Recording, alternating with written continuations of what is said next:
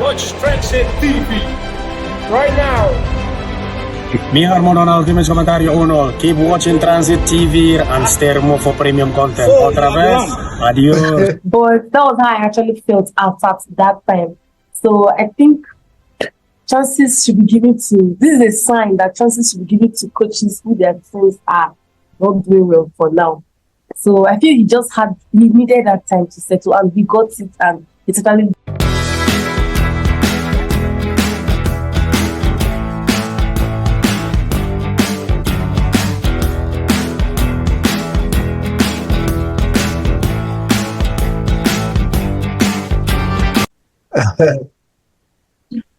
Transit TV, welcome back again to our NPFL roundup week match day 11. Again this weekend, I'm not going how I'm going to put this one. Unexpected results, exciting weekend. So many things happened again, good and bad. We're here again to serve you all this as you want to know about the league. Some people are smiling and happy. Some people are sad. I'm happy. I'm among those that are happy, and we are back at it again. Samuel, good to see you again. Victor, good to see you. Ugum, welcome back to the show, guys. Thank you. Good to see you. Happy to be here again. Another day, another round. Someone says another day, another banter. Well, we're back after an exciting weekend of football in the Nigerian Professional Football League, and as usual, we're here to dissect all that went down. Exactly. Ugum, good to see you, bro. Oh, same here, same here. Happy to be on Transit TV. Samoa, Victor, nice to see you guys. Nice to see you too. Nice to see you too. As usual, to start, let's give our viewers a rundown of the results for the weekend. Match day 11. Some very interesting results here. Saturday and Sunday. On Saturday, Benin Insurance lost at home to Kano Pillars. And Lobby Stars won 3-1 at home to Abia Warriors. Then Sunday is where we got the results of the weekend. Nasarawa United lost at home to Kwara United. Plateau United 0-0 against Rangers, and there was an incident in that game. We'll talk about it later. My own Heartland, again, 3 straight wins now, 1-0 at home to Sunshine Stars. Enyimba 0-0 draw against Remo Stars in Aba. Rivers United lost again, back-to-back loss for Finidi George now, at home of all places. Barca United, breaking, I can't remember how many years now not winning against Rivers United and doing it away from home. That was a very huge one. If you have not seen that video on our channel, if you go on our channel, you will see some live graphics and pictures and videos and reaction from fans and some highlights of that game on the channel. You can check it out. Katsina United lost at home to Ikorodu City. Ikorodu City again, 3 straight wins now for them. They are out of the relegation battle. My second team in the NPFL. Tornadoes won 1-0 to Akwa United, and 3SC won 3-0 to Economic Warriors. Finally, there is no team that is unbeaten on the league. Economic Warriors have been unbeaten with 7 draws and just 2 wins, or 3 wins after 10 games. In 11 days, they have lost their game. Guys, you have seen the results. Ugum, let me start with you and Samuel right there.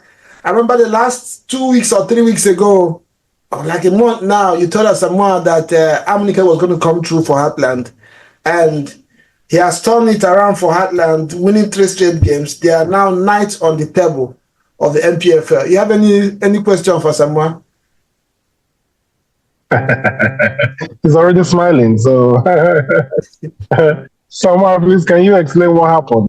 How did Heartland win 3 straight games? I'm going to take it. And that is football now. That's football. I told you already.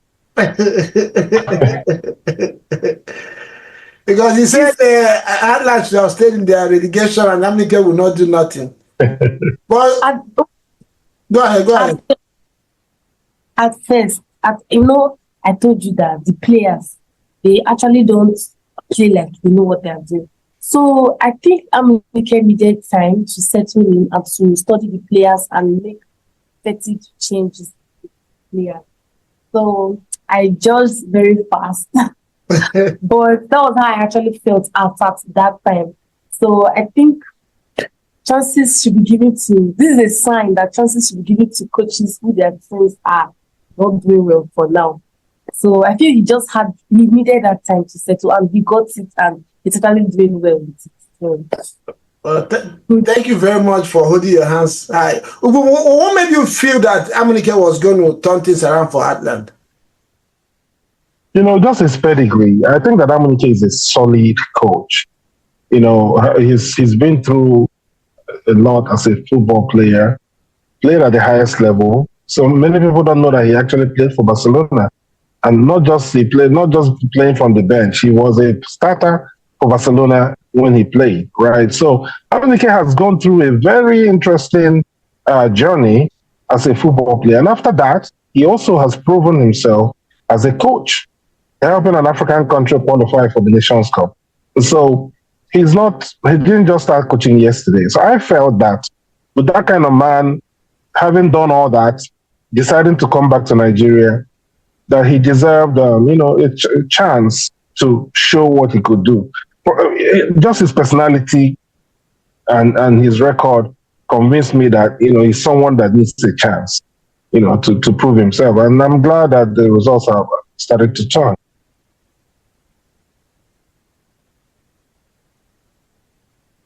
Reggie, on mute. Victor, before we move on Heartland and Amunike, should other NPFL teams be wary of Heartland now that things are beginning to? Do you think this is going to stay, or should other teams be worried? I mean, they are ninth on the table right now on the league, and that's 15 points away from 23. That's 7 points different from the people on top. If things continue this way, should Remo Stars, Rangers, Enyimba, and Rivers United, should they worry about Heartland? Nah, I don't think it's high time for us to be talking about being worried about Heartland. Yes, I admit that it's the Nigerian Professional Football League and anything can happen.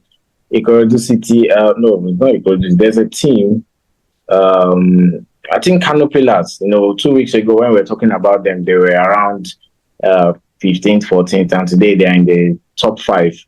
I know things can turn around in the NPFL, but let's just wait and see. It's too early to say Heartland will compete at the very top level.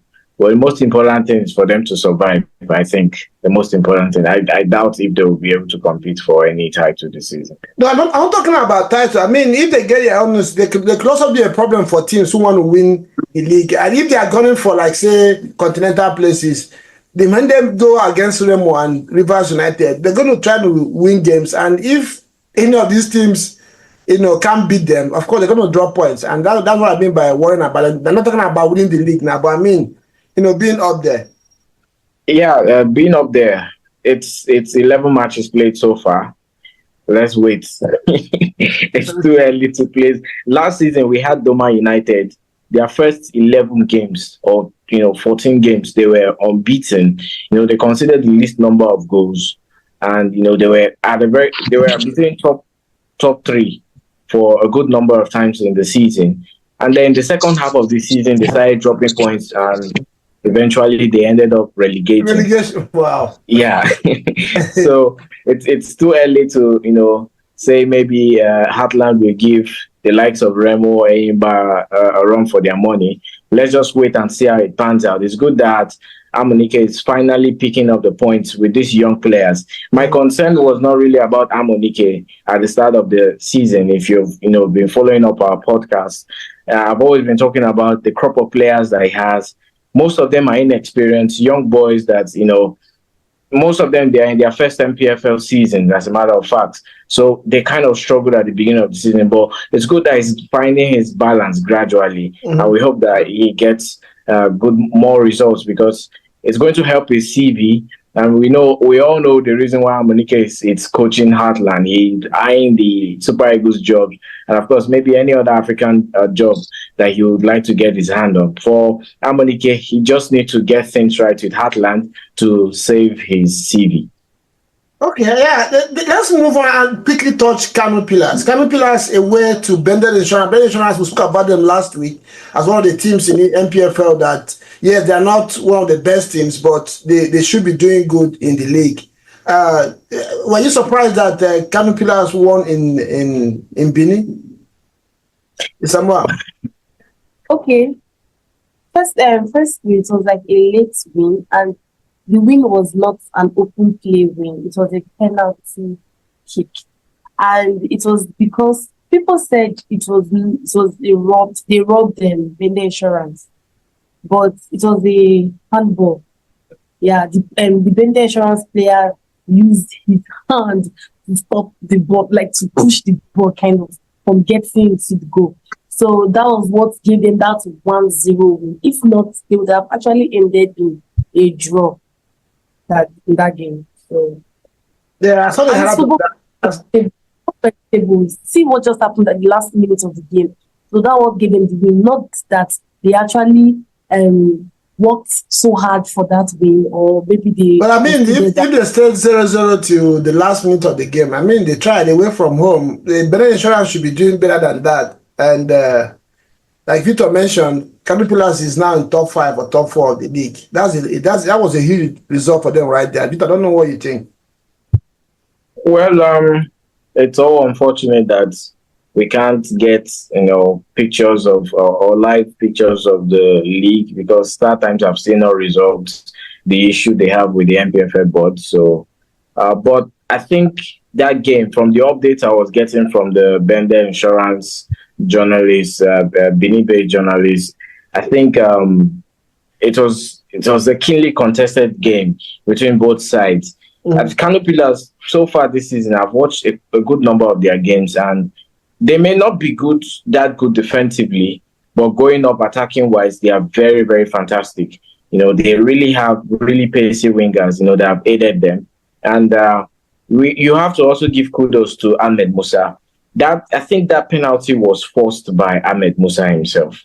He makes all those deadly runs inside the 18 yards that, if you're not careful, you might actually make a lot of mistakes. And we saw that especially in the game against Enugu Rangers, where Kano Pillars won away from home in Enugu. That was another very stunning result, and by 4 goals. So for me, Kano Pillars, they are not stable.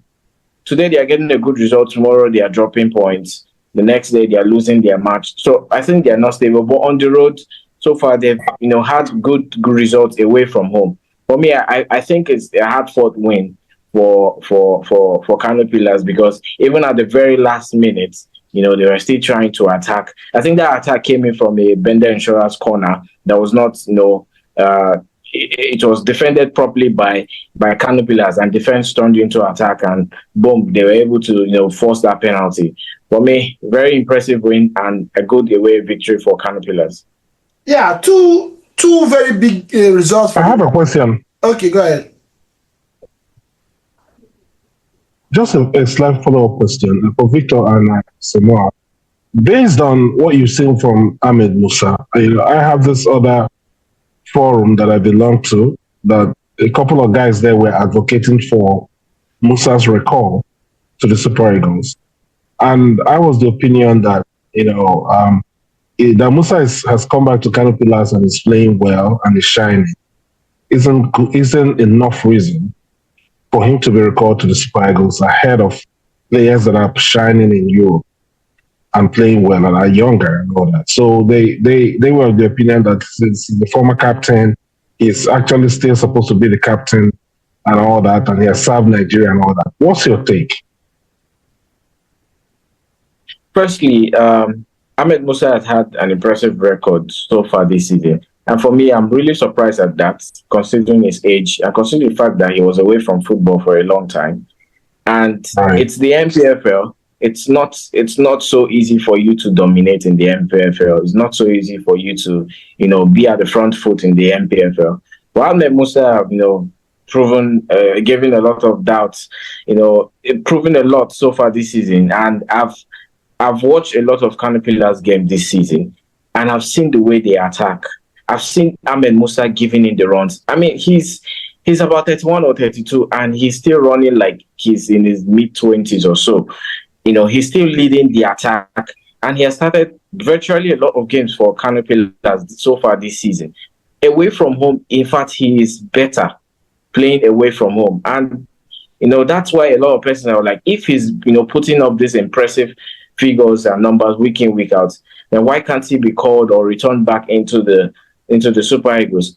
I feel like it's we have enough quality in the Super Eagles. We have players, in Europe doing so well, and we don't need the service of Ahmed Musa and the Super Eagles. The least Ahmed Musa can give us is his experience. He has been with the Super Eagles since 2012, so he can, give the guys that are there, the younger guys, a bit of a moral support and experience and all that. In fact, where I wanted them to have called Ahmed Musa is the Chan Eagles, but the Nigerian Football Federation have already made it known that it's because of his contract situation. He does not have a full-time contract with Kano Pillars. That's why he was not included in the Chan Eagles squad. So it could have been better at the Chan Eagles, maybe giving these other younger players, a good moral support. But for the Super Eagles, it's not going to be a bad idea if he's called up. But honestly, I mean, you're going to let a lot of players down. A lot of players want to have the opportunity to play for the Nigerian Super Eagles. You don't get that often any much times. So for me, Ahmed Musa, his time is up. He's just doing what he has to do best and serving his nation. Samuel, I have anything to say. I know you're adamant that he shouldn't be there. Let's hear you. No. Victor has said it all, Sha. So I think he has worked his time enough for the Super Eagles. I think he should give chance to other up and coming players to prove themselves as well, and to also make a name for themselves with the Super Eagles.